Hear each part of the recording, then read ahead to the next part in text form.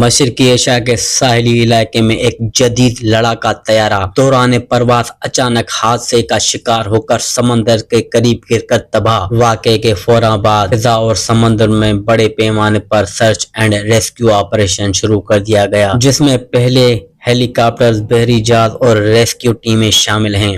ابتدائی معلومات کے مطابق یہ طیارہ معمول کی تربیتی مشق پر تھا کہ اچانک کسی ہنگامی صورتحال کا سامنا کرنا پڑا۔ حادثے کے بعد سب سے بڑا سوال پائلٹ کی سلامتی کا ہے، کیونکہ امکان ظاہر کیا جا رہا ہے کہ پائلٹ نے بروقت ایجیکٹ کر لیا تھا، تاہم اس کی حتمی تصدیق ابھی باقی نہیں۔ حکام کا کہنا ہے کہ سمندری حدود کے باعث سرچ آپریشن انتہائی حساس اور مشکل بن چکا ہے، لیکن تمام دستیاب وسائل استعمال کیے جا رہے ہیں۔ اعلیٰ حکومتی قیادت نے بھی فوری نوٹس لیتے ہوئے ریسکیو کارروائی تیز کرنے اور حادثے کی مکمل تحقیقات کا حکم دے دیا۔ بعد ازاں سرکاری ذرائع نے تصدیق کی ہے کہ یہ حادثہ تائیوان کی فضائیہ کے F-16 لڑاکا طیارے کو پیش آیا ہے، جو مشرقی ساحل کے قریب تربیتی پرواز کے دوران گر کر تباہ ہوا۔ حکام کے مطابق ریسکیو اور